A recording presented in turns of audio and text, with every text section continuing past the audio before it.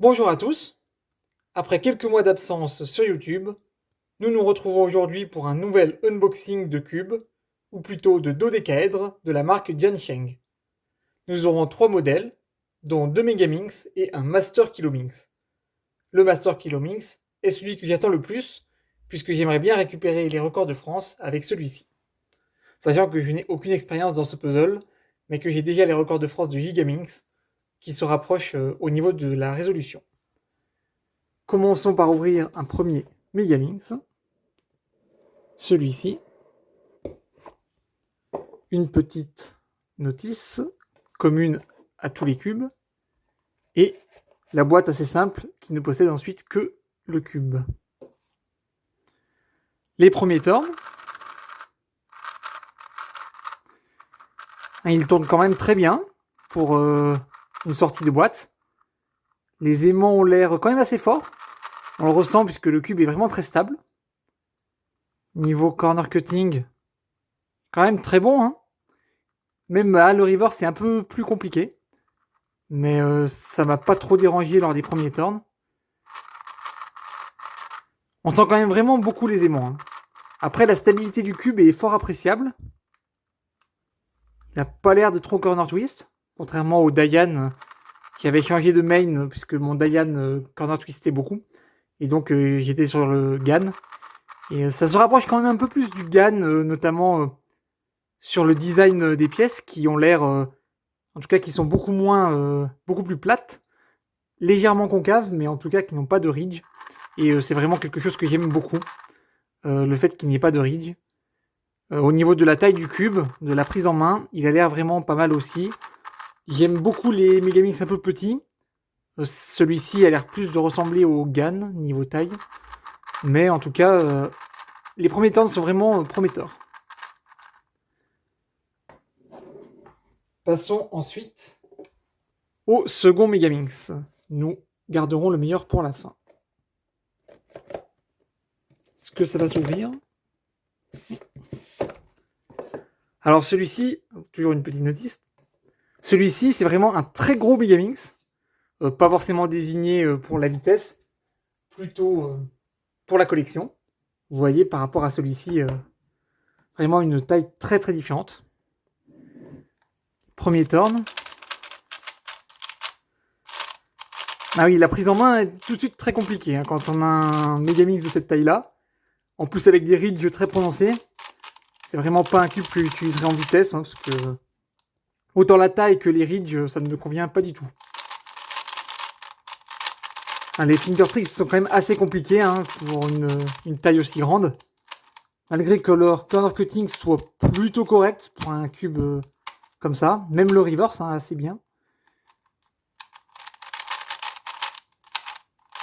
Les aimants sont assez forts aussi, on les sent quand même bien. Un peu moins que sur le cube précédent, je dirais. Mais ça reste quand même très remarquable quand on le tourne.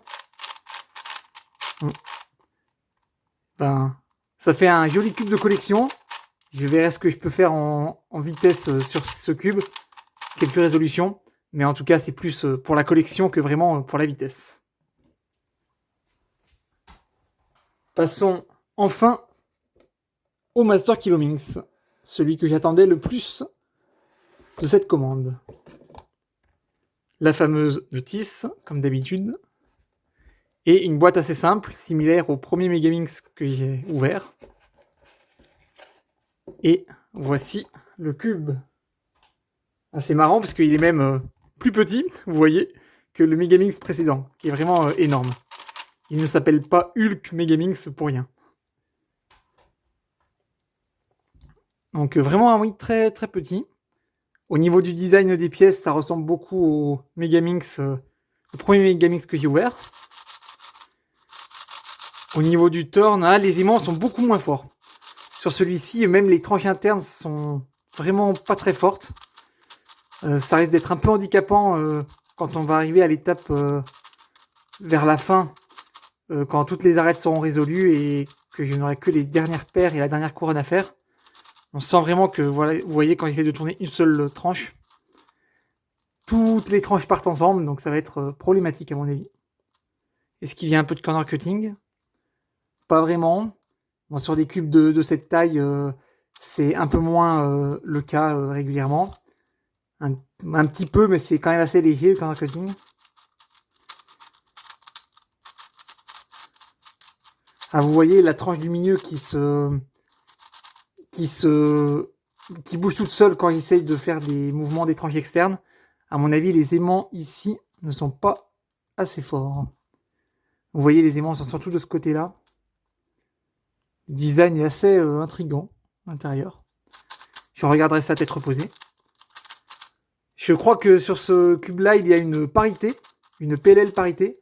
Je ne connais pas encore la formule, donc ce sera la seule formule qu'il faudra vraiment que j'apprenne. Mais sinon, la résolution ressemblera beaucoup au Gigamix, je pense.